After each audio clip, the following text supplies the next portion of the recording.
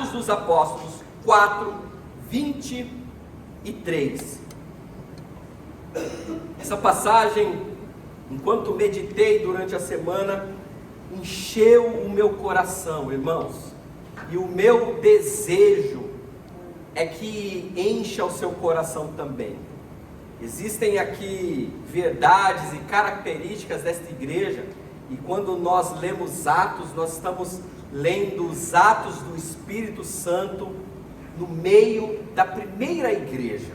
Então nós estamos lendo aqui a respeito dos nossos primeiros irmãos, do primeiro movimento do Espírito Santo na terra, a partir da ascensão de Jesus aos céus. E sabe uma coisa que é tremenda?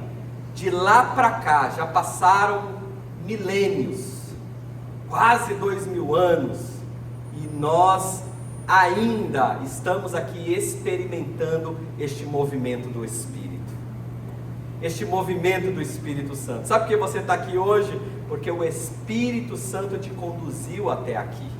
Ah, pastor, eu sou um convidado aqui, alguém me convidou. Glória a Deus, esta pessoa foi movida pelo Espírito Santo para te convidar a estar aqui. E você foi movido pelo Espírito Santo, talvez sem ter consciência, para estar aqui. Sabe por quê, amados? Porque a nossa carne não deseja muitas vezes estar num culto. A nossa carne queria estar onde? Aí fora, na festa, na praia, tomando sol. E isso, tem muita dessas coisas que não são erradas, amém? Mas a maioria das pessoas que eu converso, que não conhecem a Deus e que estão distantes de Deus, o último lugar que queiram estar é dentro de uma igreja. Então você está aqui, eu estou aqui, e eu tenho plena convicção de que quem nos moveu foi o Espírito Santo de Deus. Então o Espírito Santo foi derramado sobre esses primeiros crentes, continua agindo em nós. Isso é lindo, isso é maravilhoso. E até a volta de Jesus, Ele continuará agindo em nós e através de nós. Você pode dizer um amém? Amém. Então levante a sua mão aí e diga: Senhor, que o Teu Espírito haja em mim e através de mim. Glória a Deus. Eita, isso que você falou agora abre uma porta, escancara uma porta para ser um instrumento de Deus na terra, amém? Diz assim a palavra do nosso Senhor Jesus Cristo, palavra de Deus ao nosso coração. Quando foram soltos, Pedro e João voltaram para os seus companheiros e contaram tudo que o chefe do sacerdote, os líderes religiosos, lhes tinham dito. Ouvindo isto, levantaram juntos a voz a Deus, dizendo: ó soberano, Tu fizestes os céus, a terra, o mar e tudo o que neles há. Tu falastes pelo Espírito Santo por boca do Teu servo, nosso pai Davi. Porque se enfurecem as nações e os reinos conspiram em vão. Os reis da terra se levantam e os governantes se reúnem contra o Senhor e contra o seu ungido. De fato, Herodes e Pôncio Pilatos reuniram-se com os gentios e com o povo de Israel nesta cidade para conspirar contra o Teu santo servo Jesus, a quem ungistes. Fizeram o que o Teu poder e a Tua vontade haviam decidido de antemão que acontecesse. Agora, Senhor, considera as ameaças deles e capacita os Teus servos para anunciarem a Tua palavra corajosamente. Estende a Tua mão para curar e realizar sinais e maravilhas por meio do nome do Teu santo servo Jesus. Versículo 31. Depois de orarem, tremeu o lugar onde estavam reunidos, e todos ficaram cheios do Espírito Santo, e anunciavam corajosamente a palavra de Deus. Aleluia, louvado seja o nome do Senhor. Queridos, é uma igreja sob ameaça. É uma igreja que está sendo intimidada pelos governantes e poderosos da terra. Para que a gente entenda o que está acontecendo aqui, é importante que observar o contexto. É importante que a gente entenda o contexto do que está acontecendo, os últimos fatos aqui da palavra de Deus. Nós já aprendemos que na noite de Páscoa, Jesus foi traído. Era Páscoa, uma das festas dos judeus. Jesus se reúne com os discípulos, anuncia que seria morto e crucificado, e na ocasião da Páscoa anuncia que seria traído. O traidor tem nome, Judas Iscariotes. Após cear, Jesus vai até o Getsêmani, um jardim, e ele está em oração, e a aflição de Jesus é tão grande que a Bíblia vai nos dizer que o suor do mestre se transforma em sangue. Não demorar muito para Judas com os soldados, alguns dos sacerdotes e fariseus, adentram com tochas, espadas, escudos naquele jardim, e com um beijo no rosto, Judas trai o mestre. A partir daquele momento começa um martírio. Jesus é preso, Jesus é castigado pelos nossos pecados, segundo diz a palavra do Senhor. Os discípulos se afastam, Pedro nega-o 3 vezes, e Jesus, depois de ser severamente castigado, ele é sentenciado à morte e morte de cruz.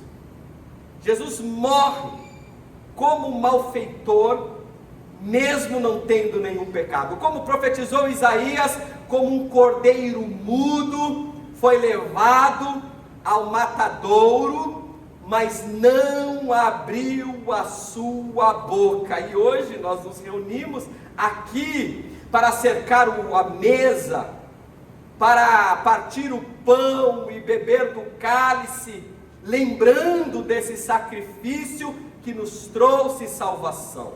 Eu quero abrir um parênteses para dizer a alguém que chegou aqui que não tem ainda este entendimento. A salvação da nossa vida e o perdão dos nossos pecados só acontece por intermédio de Jesus. Aprove Deus moê-lo na cruz. Ele foi crucificado, morto, e através do sangue derramado, nós tivemos os nossos pecados perdoados, e através desse sacrifício nós temos vida outra vez. Mas há uma boa notícia, porque o Evangelho não termina com a notícia da morte. A Bíblia nos diz que é ao 3º dia, logo de manhãzinha, um domingo, que as mulheres vão até o sepulcro, encontram lá a pedra removida, e somente lençóis, o corpo de Jesus não está lá, e anjos que anunciam: porque vocês vieram buscar entre os mortos aquele que está vivo? Ele não está aqui, mas ressuscitou. Nós estamos aqui nesta manhã celebrando não um Deus morto, mas um Deus que está vivo, ressuscitou ao 3º dia. E ao ressuscitar, ele faz uma promessa: eu estarei com vocês todos os dias, até a consumação dos séculos. Então a gente sente a presença dele aqui, a gente sabe que ele está aqui, nele a gente pode confiar, ele está vivo. Esta é a mensagem do Evangelho. E porque o Evangelho é poder para aquele que crê, porque nós cremos que Ele está vivo. Glória a Deus. A palavra de Deus vai nos dizer que a partir da ressurreição, Ele faz aparições particulares para os seus discípulos. É Lucas que vai nos dizer em Atos capítulo 1, versículo 3, que no decorrer de 40 dias, Jesus comunga com os discípulos, Jesus aparece aos discípulos, Jesus instrui esses discípulos agora com o corpo ressurreto. Há de se observar as marcas nas mãos dos cravos e nos pés, e é para esses discípulos que Jesus aparece ao longo de 40 dias. Deixa eu abrir um parênteses para te dizer, eu andei pensando sobre isso enquanto estudava a palavra. Por que Jesus não fez aparições públicas?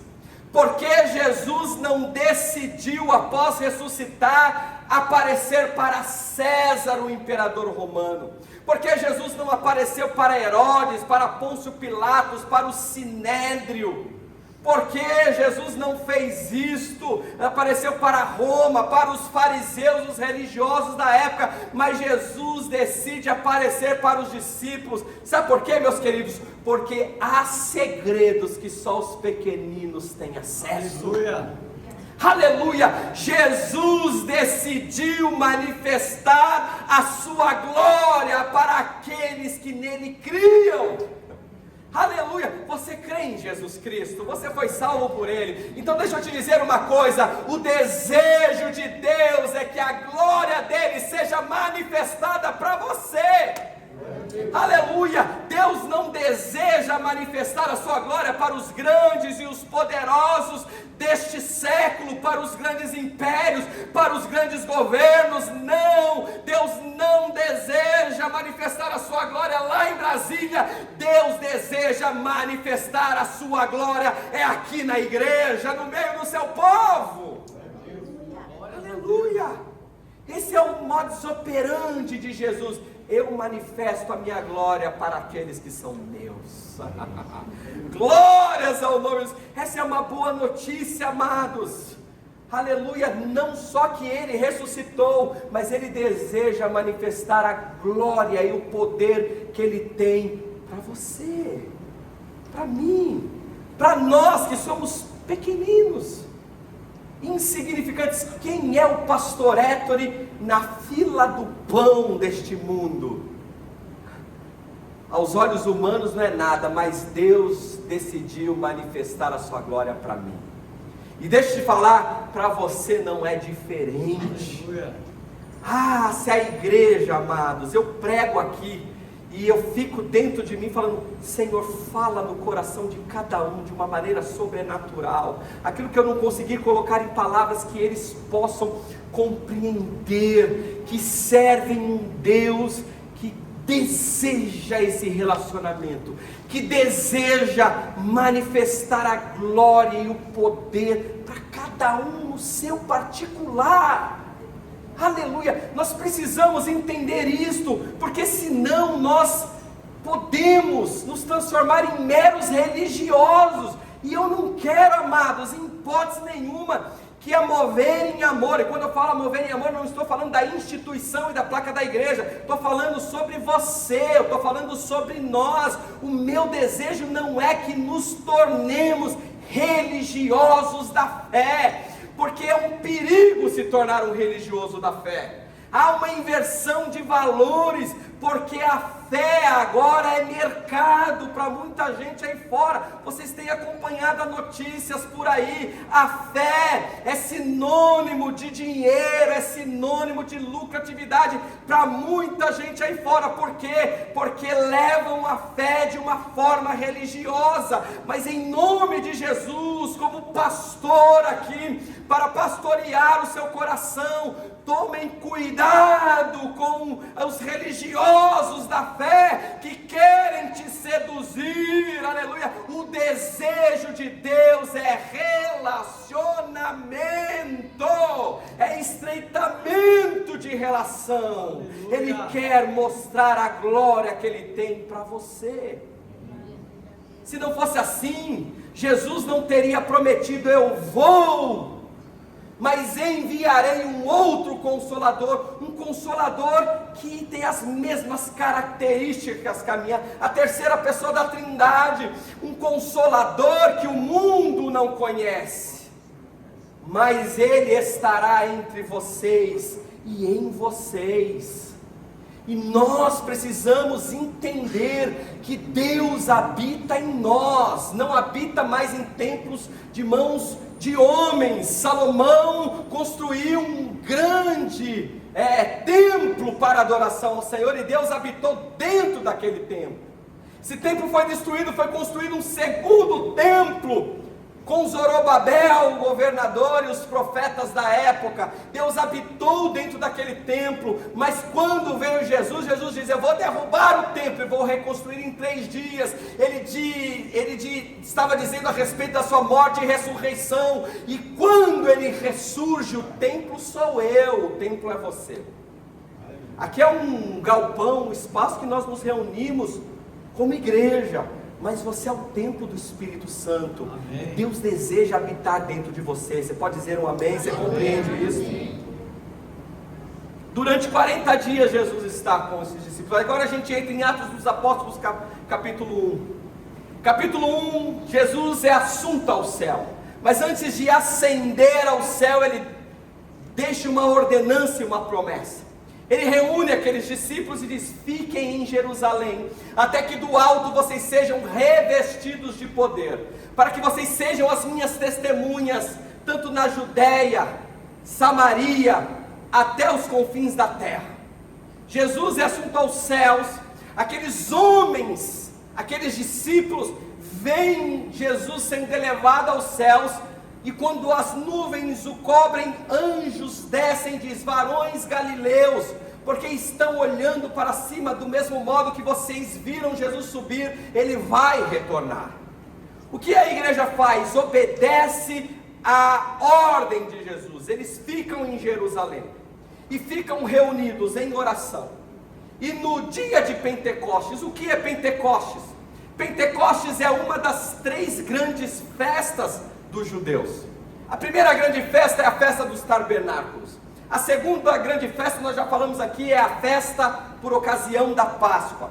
E a terceira grande festa é o Pentecostes. É uma festa que acontece até os dias de hoje em Jerusalém, no meio do povo judeu. E era um dia de festa. Pentateuco vem do período, Pentateuco não, Pentecostes. Pentecostes deriva do período entre a Páscoa e a grande festa. Nós sabemos que a partir da Páscoa decorrem 50 dias. Então Pentecostes vem desse período de 50 dias após a Páscoa. E era uma festa para comemorar a colheita. Era um momento, uma ocasião de colheita. Então o povo se reunia em festa para agradecer a Deus pela colheita. Então Jerusalém, Judá está polvorosa, vem gente de tudo quanto é lugar, de tudo quanto é etnia, para festejar o Pentecostes. Onde a igreja está neste momento? Reunida no mesmo lugar, orando e esperando a promessa de Jesus: o Espírito Santo será derramado. E aí você vai folhear sua Bíblia e vai chegar em Atos no capítulo 2. O que acontece em Atos capítulo 2? Eles estavam reunidos no mesmo lugar, quando de repente veio do céu um vento forte e impetuoso, que encheu toda a casa. Aqueles que estavam ali foram cheios do Espírito Santo. É a promessa de Jesus sendo cumprida. Ouviram entre eles línguas repartidas como que de fogo. Aleluia. É o que a Bíblia vai nos relatar. O som foi tão estrondoso, a manifestação do Espírito foi tão forte, que começou a chamar a atenção das pessoas ali que estavam naquela festa. O que está acontecendo com esse pessoal? Alguém olhava e dizia: estão embriagados. Estão embriagados no meio do dia. Como pode? Está começando a festa e esse povo já está embriagado. Mas teve alguém que falou: opa, eu estou ouvindo na minha própria língua as maravilhas de Deus sendo faladas. Como se é um fenômeno tão sobrenatural, que não importava a etnia, a linguagem, se falava hebraico, aramaico, grego ou qualquer outra linguagem daquela época, a Bíblia diz que todos ouviam as maravilhas de Deus na sua própria língua. Era Deus levantando a sua igreja para a missão. No capítulo 2 nós vemos Pedro se levantando cheio do Espírito Santo, expondo a palavra de Deus, e naquele dia mais de 3.000 homens, fora crianças e mulheres, se renderam à mensagem do Evangelho, foram batizados e passaram a fazer parte da igreja. O primeiro discurso de Pedro, cheio do Espírito Santo, aleluia. O que acontece? Conversão de vidas. Deixa eu te dizer uma coisa: você só precisa estar cheio do Espírito Santo, aleluia, porque cheio do Espírito Santo Deus vai usar a sua boca. Cheio do Espírito Santo, Deus vai usar a sua vida para acessar ambientes que você precisa acessar. Deus vai transformar vidas através da sua vida. Isso é maravilhoso, amados. Deus vai usar as suas habilidades, as suas aptidões, os ambientes que você acessa, para que outras vidas sejam alcançadas. Mas qual que é o pré-requisito? Estar cheio do Espírito Santo. Levante a sua mão que eu vou falar uma verdade para você. Deus deseja te encher deste Espírito. Todos nós temos um espaço dentro do nosso ser que é do tamanho de Deus, e Deus deseja preencher todo esse espaço. Aleluia. Porque se Deus não preencher esse espaço, duas coisas podem acontecer: a gente viver um vazio existencial, e buscamos a solução em A, em B, em terapia, em festa, em casa, em tantas coisas, e não é possível preencher, porque o vazio é do tamanho de Deus. Segunda coisa que pode acontecer, que tem a ver com a primeira: a gente começa a preencher de lixo. E sabe por que nós vemos, com perdão da palavra, é forte, mas eu preciso falar, sabe que a gente vê um monte de ser humano lá fora, que são lixos humanos, porque não preencheram um vazio existencial com a presença de Deus. Aleluia, aleluia. Mas aprove Deus nos escolher e nos tirar do monturo, trazer à existência aquilo que não existia, para que hoje nós estivéssemos aqui louvando e engrandecendo o nome do Senhor. Capítulo 2 acontece isso. O que acontece no capítulo 3, pastor Ettore? Após essa manifestação, imagina o culto, o primeiro culto dos apóstolos, 3.000 almas aceitando Jesus, se rendendo, porque ouviram as maravilhas de Deus, ouviram a pregação do Evangelho através da vida de Pedro. Dia seguinte, nós estamos em Atos 3, Pedro e João subiam as escadarias do templo na hora da oração. O que eles estavam indo fazer ao templo? Orar. Eu vou abrir um parênteses aqui. Imagina um culto desse, amados. Imagina aqui, vamos imaginar aqui a gente hoje. Imagina pregando evangelho, daqui a pouco começa a encher essa igreja, 3.000 pessoas aceitam Jesus, aquela manifestação, todo mundo cheio da glória do Senhor e tal. A gente termina o domingo, e aí no dia seguinte, normalmente a gente faz o quê? Descansa. Os apóstolos foram orar. Glória a Deus. Os apóstolos foram orar, porque eles entenderam que é através da oração que nós somos cheios do Espírito. E a oração deve ser constante. Só para parafrasear, amanhã nós temos oração aqui na Mover em Amor, amém? Fica aqui meu convite para você. Vem orar conosco. Eles estavam subindo as escadarias do templo quando um manco, que era colocado ali todos os dias para pedir esmola, 40 anos da vida daquele homem, ele estava sendo colocado ali. Quando ele estende a mão pedindo uma moeda para Pedro e João, Pedro se levanta e diz para ele: eu não tenho prata e nem ouro, mas o que eu tenho lhe dou. Levanta e anda. O que acontece? Levantou e andou. Só que ele não levantou e andou e foi discreto. Ele fez uma algazarra, irmãos. Porque a felicidade é grande. Imagina alguém que nunca andou, passar a andar.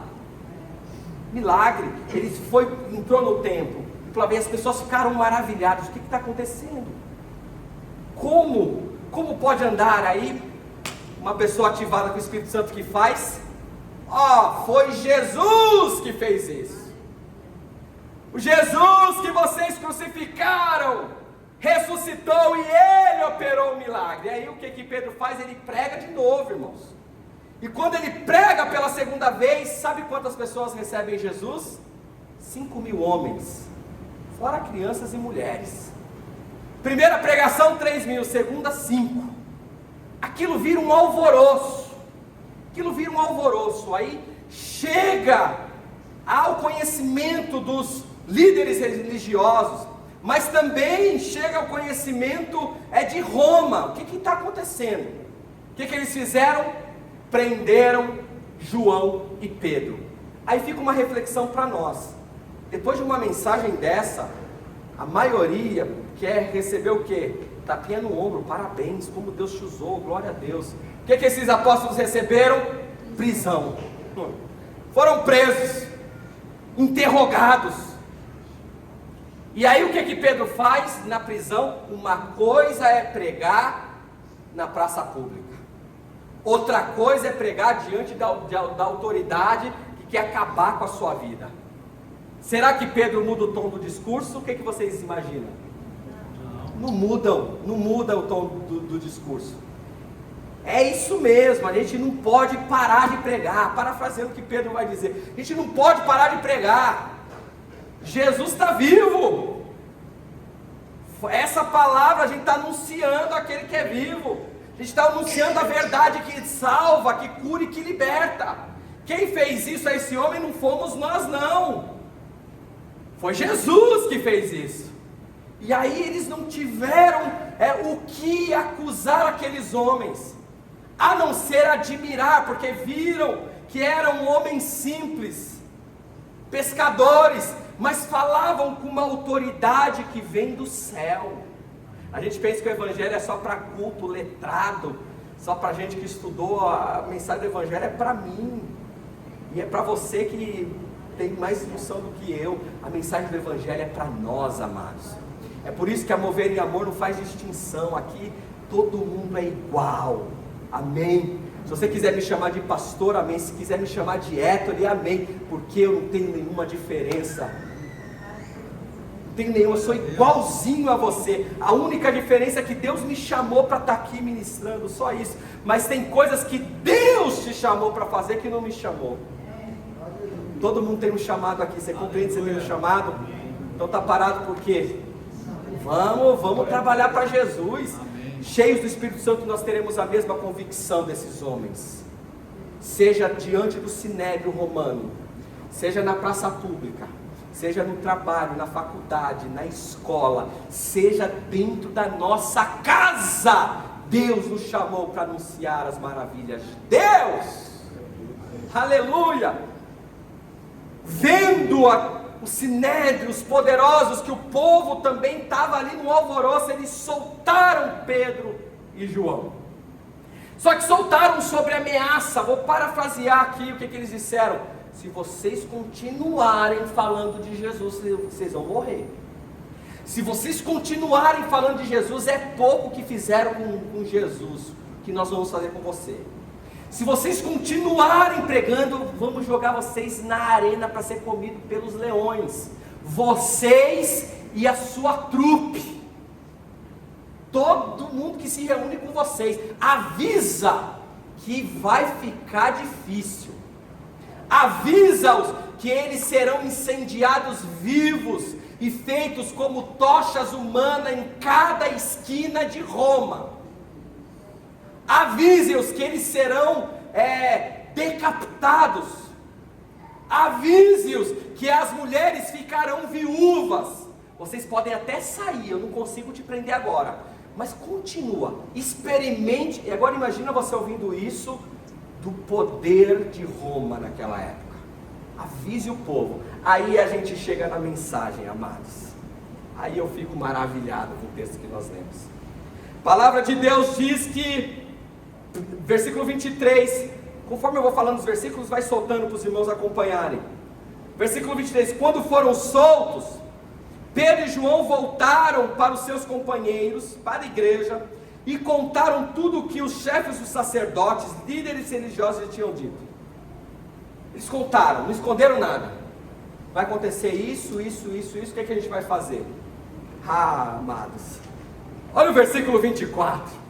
Ouvindo isto, levantaram juntos a voz a Deus. Aleluia.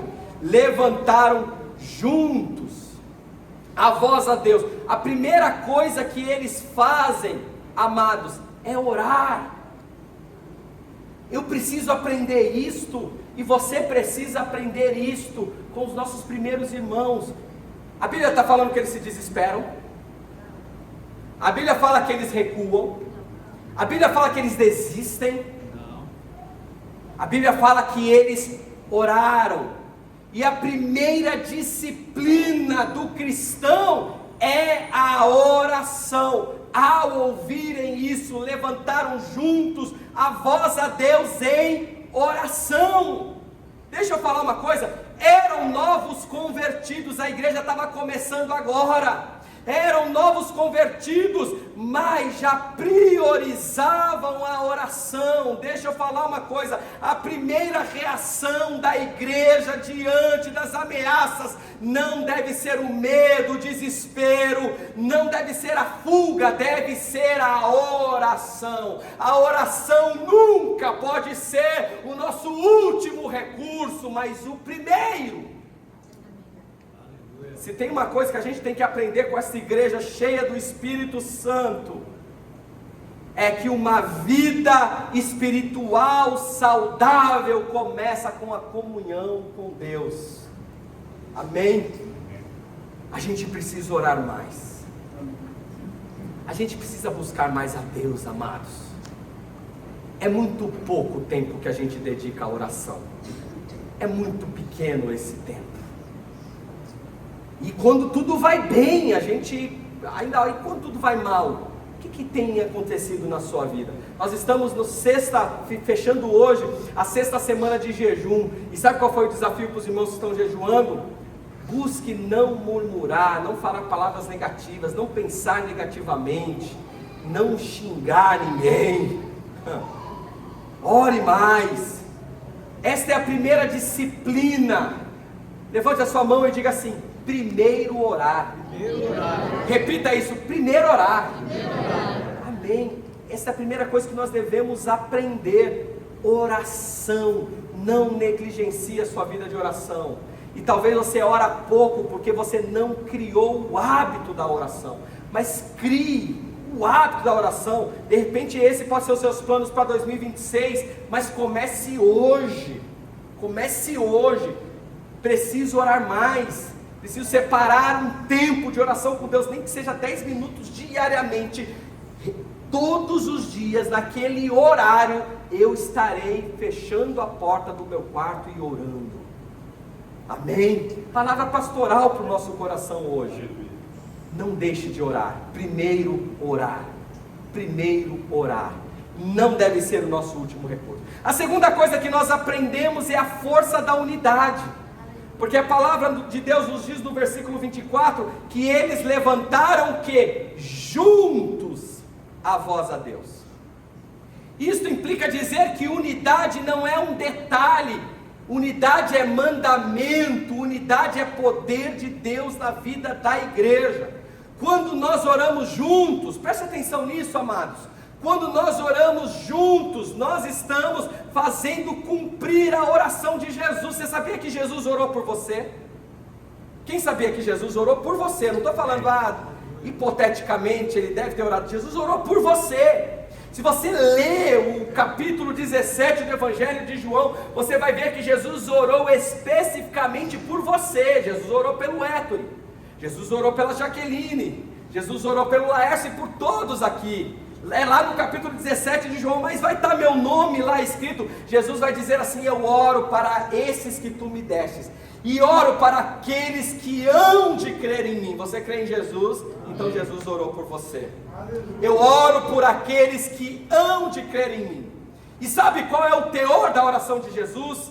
Ele não diz: eu oro para que eles tenham o carro do ano, eu oro para que eles tenham a casa própria, eu oro para que eles tenham muita saúde na vida, eu oro para que eles sejam referências neste mundo, eu oro para que eles venham ser os líderes mundiais e tal, eu oro para que Roma se dobre perante eles, eu oro para que eles sejam livres da boca do leão da arena. Não, Jesus não orou por nada disso. Jesus orou: eu oro para que eles sejam um. Você consegue entender a força dessa oração? Eu oro para que eles estejam em unidade, assim como eu sou um em ti. Imagina Jesus com os joelhos dobrados, com o rosto elevado para os céus e as mãos levantadas, dizendo: eu oro para que eles sejam um, assim como eu sou um em ti, o Senhor é um em mim, que eles sejam um em nós. Você consegue compreender a força dessa oração? Então, quando nós andamos unidos em unidade, nós fazemos cumprir a oração de Jesus. Jesus vai dizer: eu oro para que eles sejam perfeitos em unidade.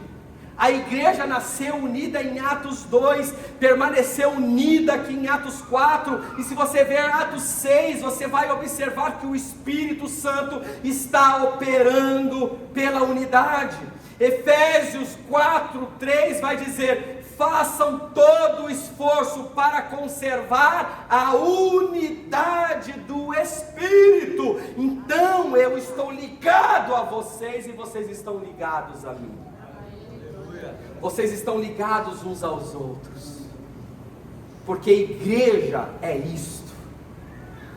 Vai muito além da placa do CNPJ, vai muito além do culto, da célula, dos ministérios. É muito maior do que um jantar de casais ou uma confraternização no fim do ano. É estarmos aqui numa só fé, num só Espírito. Você é importante para mim, e eu quero me fazer importante para você. Aleluia.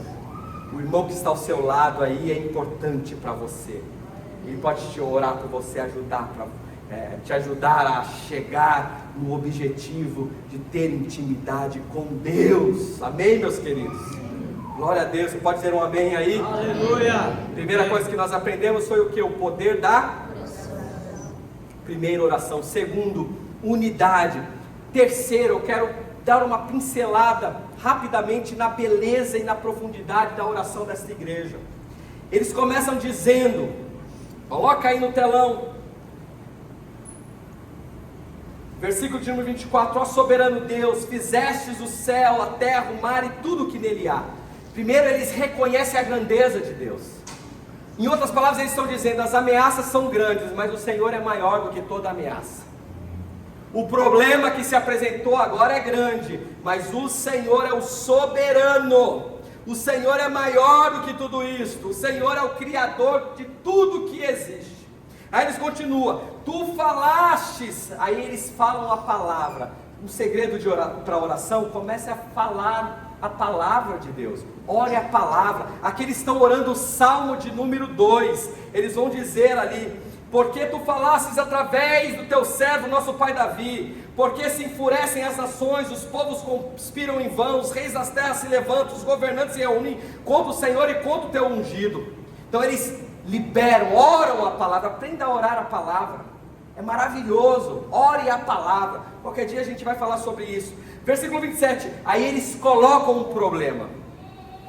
De fato, Herodes e Pôncio Pilatos reuniram-se com os gentios, com o povo de Israel nessa cidade, para conspirar contra o teu servo Jesus. Olha o que eles estão dizendo: o problema não é com a gente, Deus, o problema é com o teu servo Jesus, ao qual tu ungistes. Aí o versículo 28, amados, é um aprendizado para nós. Olha a oração deles: fizeram que o teu poder e a tua vontade haviam decidido de antemão que acontecesse. O que eles estão dizendo é o seguinte: Nada acontece por acaso. Se está acontecendo é porque o Senhor permitiu que acontecesse. Aleluia. A gente tem que aprender isso. A gente tem que aprender a orar dessa forma. Sabe por quê? Porque a gente ora sempre: Senhor, por que isso? Senhor, a gente fica desesperado em alguns momentos, sim ou não?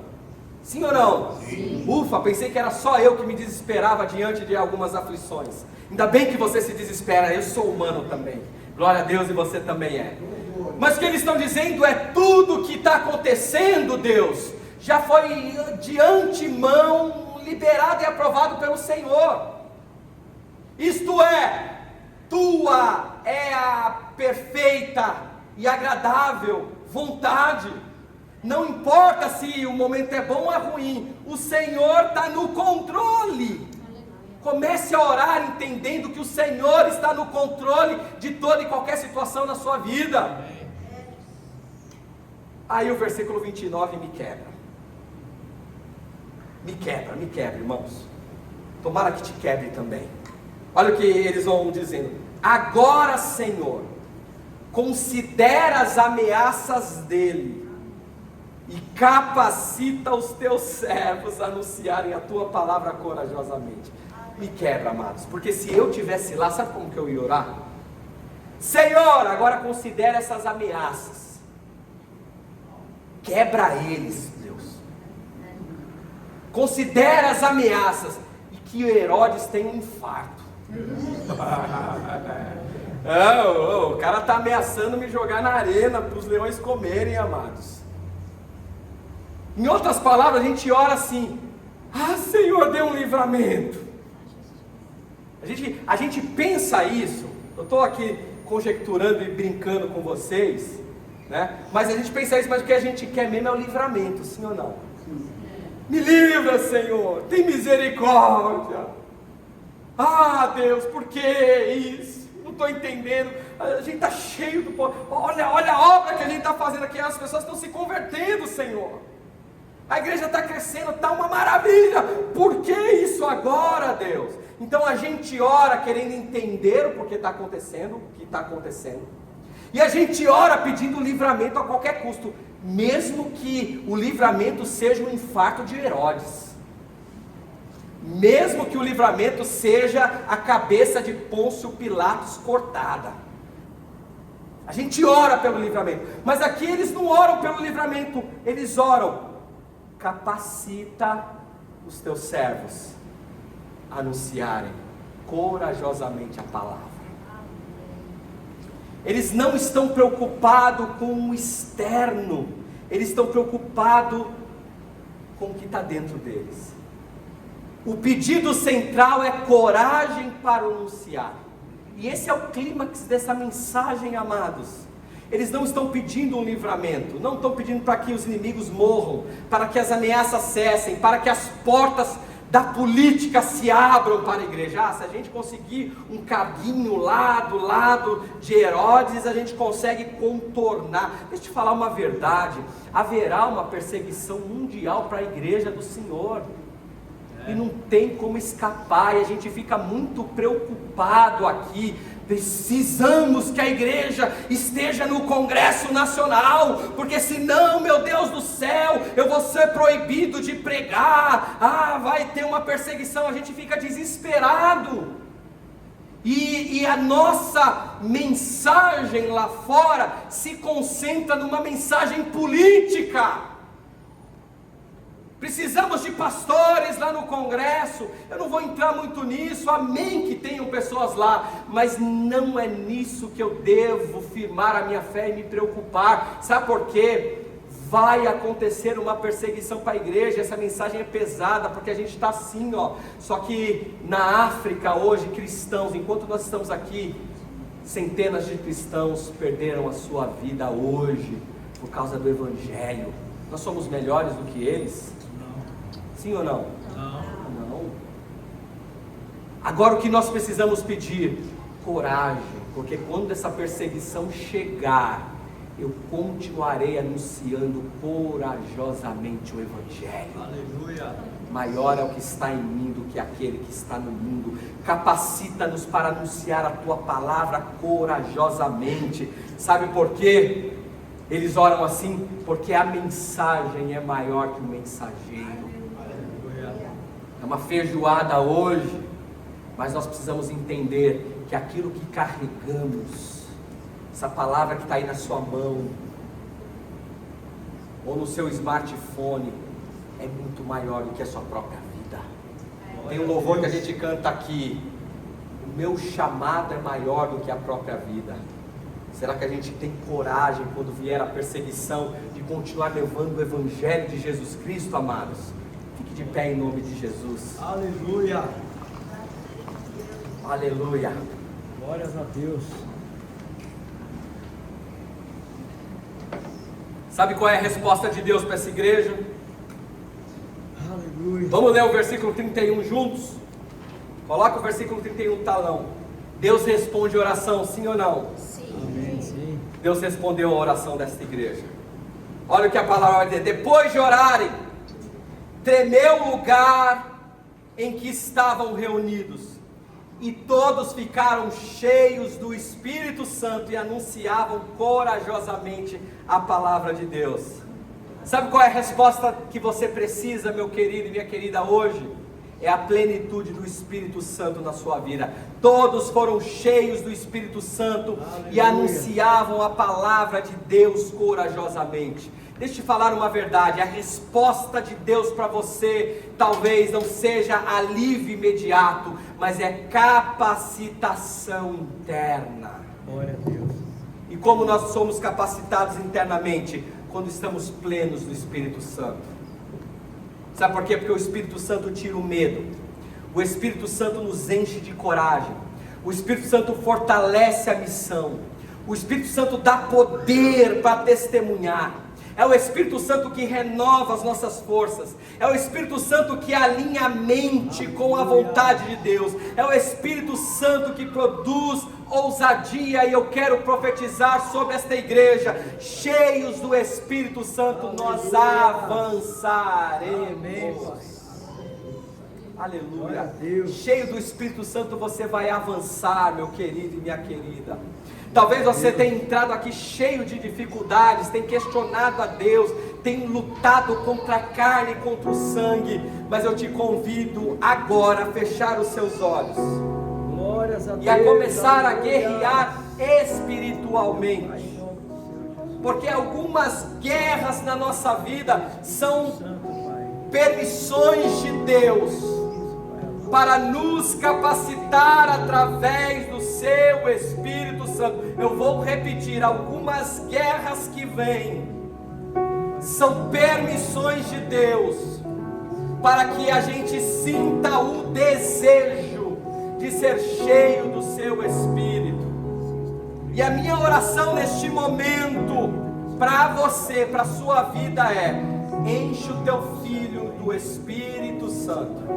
Enche a tua filha do Espírito Santo.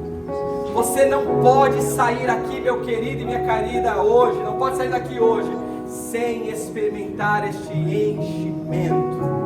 Ser cheio do Espírito Santo não é oba-oba, não é pula-pula. Ser cheio do Espírito Santo é transformação de mente. Quando nós entendemos tudo o que eu preciso para viver e para combater as batalhas, é do Espírito Santo de Deus. Há uma promessa sobre a sua vida. Há uma promessa sobre a sua vida: eu te encherei do Espírito Santo. Essa promessa não é do pastor Héctor, essa promessa é do próprio Deus para você, do próprio Jesus.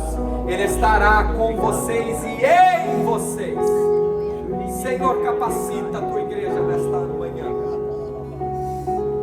Encontra o teu filho e a tua filha, Pai. Nós não nos concentraremos na batalha, não, nós não nos concentraremos nos desafios. Nós não estamos nem aí para as ameaças, ó Pai. O que nós precisamos é de coragem para enfrentar estas batalhas. Se o Senhor não quiser dar o livramento imediato, o alívio imediato, nos encha do teu Espírito, porque o teu Espírito Santo é o que nós precisamos. Visita o coração do teu filho e da tua filha nesta manhã, em nome de Jesus. Eu estendo as minhas mãos sobre a tua igreja, não é minha, Pai. A igreja é tua, o Senhor é o cabeça desta igreja. É o Senhor que os colocou, que os plantou aqui, ó Pai. É o Senhor que os trouxe aqui. E eu te peço, Senhor, eu não sou capaz de fazer isto, mas o Senhor é capaz. Encha-os do teu Espírito. Encha-os do teu Espírito. Alivia a consciência. Alivia, Senhor, em nome de Jesus. Alivia, Senhor. Tira todo embaraço do meio do caminho que os impedem de experimentar a tua doce presença, em nome